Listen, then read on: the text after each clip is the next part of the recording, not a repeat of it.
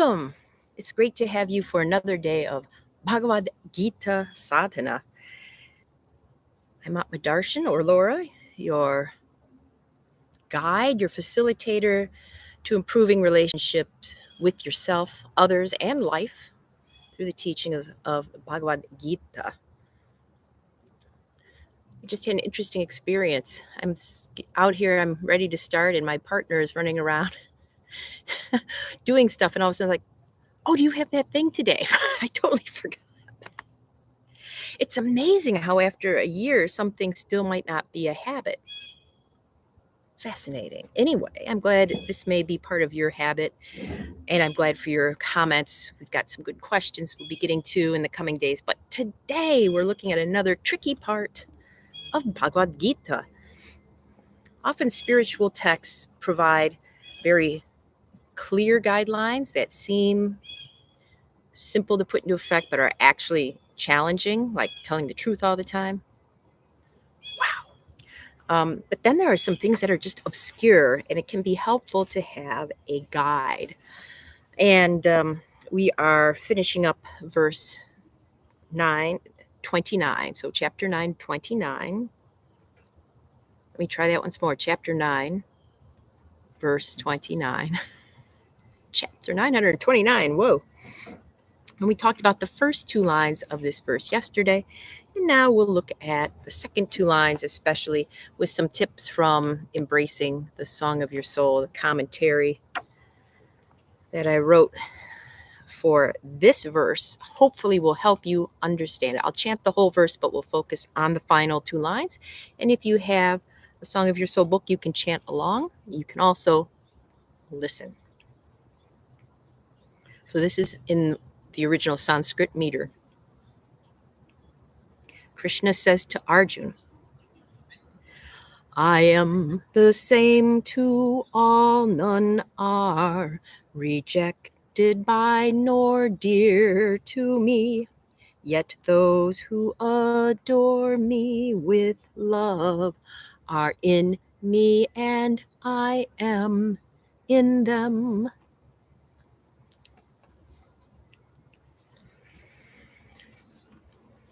So what do these verses, or what do these lines in this verse mean when you put them together? And there's a couple different interpretations and ideas I'm giving and understanding the Song of Your Soul and embracing, because sometimes different things click. But I'm going to go with the one that clicks with me. So there are a couple of thoughts, but I'm going to stick with the simple one because if you watch regularly, you may have noticed squirrels. They run back and forth across the power lines back there, and they can have a myriad of moods, including I'm just angry. That's what the squirrels have been lately, is angry. I'm going to talk about the squirrel's home and squirrels as related to this verse. So there is the oak. There you are. Oak tree. I've mentioned this oak tree before. It's good age. It's a good height. It produces, look at that. It produces so many acorns. And if you don't live around squirrels, squirrels love acorns. And I think squirrels actually help the oak tree because they eat acorns, but also they take some and they plant them in various locations so that the oak trees can spread. I find oak trees everywhere in the spring, baby oak trees that I have to monitor. So the oak, for example, the oak tree will provide shade to whoever is under it, whether you would judge those beings to be bad or to be good. It provides acorns for squirrels who may be bad or good squirrels. There are naughty squirrels. I have seen homicidal squirrels push each other out of trees. It's amazing. But the oak tree is providing shade, it's providing acorns, it's got its woody branches, its life. But not all beings are as dear to the oak, even though it's the same to all of them. Because some beings, like maybe you'll never be in my backyard. You'll never have a connection with the oak. You'll never rub your hands on its bark or appreciate its leaves. But squirrels and oak trees, In me, and I am in them, says Krishna. Squirrels will live in oak trees. I have squirrels living in this tree right now. Squirrels are devoted to this tree. Like I said, they'll plant its seeds.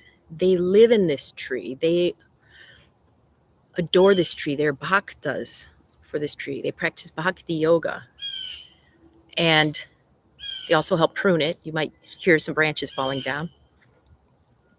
So they live in this tree. And because of this, they have a special bond with it. And the tree also lives in them. And what I mean by that is, since the squirrels eat the seeds of the tree, the acorns,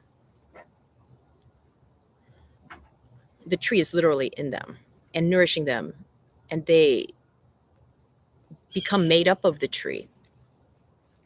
So, in the same way, Krishna, throughout the Mahabharata, is always showing his true self to all, yet not everybody wants to be close to him or is close to him or cares to live in his shade or share his food.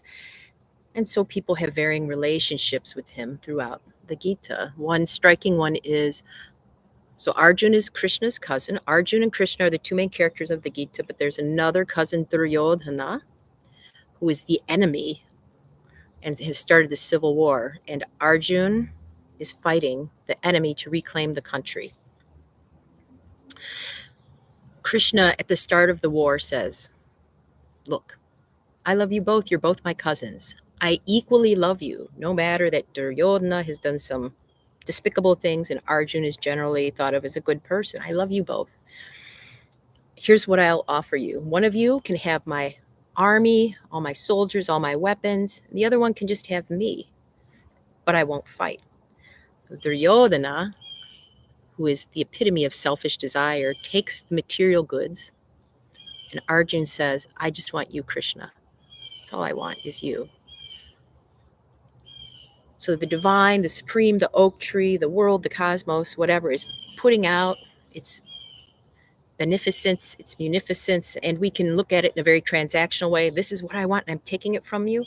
Or we can look at it as, I just want to be with you. And those of us, like Arjun, who choose to be with the divine closely, even if the divine says, I won't do anything special for you, but you can just be with me, those people have the same relationship to whatever you want to call the supreme as the squirrels to the oak tree. Within each other, a bond that even though the divine cares for everything equally, there's a special bond for those who are devoted to that divine. You can look at this with people. You can look at this with many different things. So today's practice is weirdly, perhaps, dedicated to numbers. The magic numbers of 7, 6, and 2. And you might go, why would you dedicate a practice to numbers? They're not even sentient. I beg to differ. For example, having done mantra, if you do a particular mantra enough, this is my experience, it's a living being. A mantra is a living being. It has its own thought processes and its own way of being in the cosmos. Numbers, I believe, almost everything we take for granted has a level of sentience. So numbers, and this takes me back to Sesame Street, the numbers of the day. I don't have a letter of the day. You can pick one. As we start our balance pose. I'm so tall. Look at that. Or small today. There we go. Okay. Balance pose to calm the mind.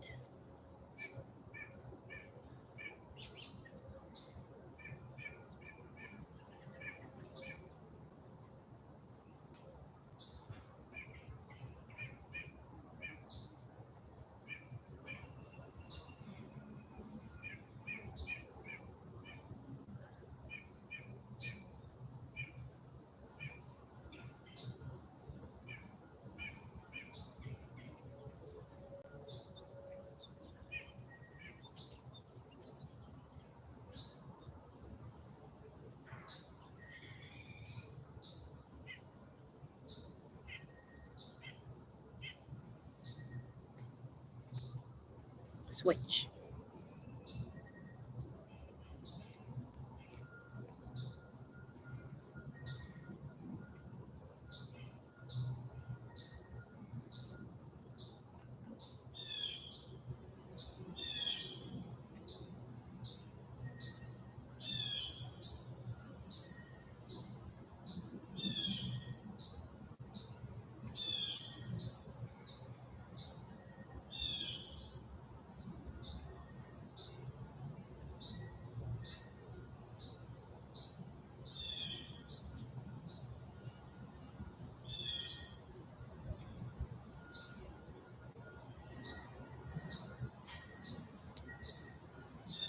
Wonderful. Let's come on back.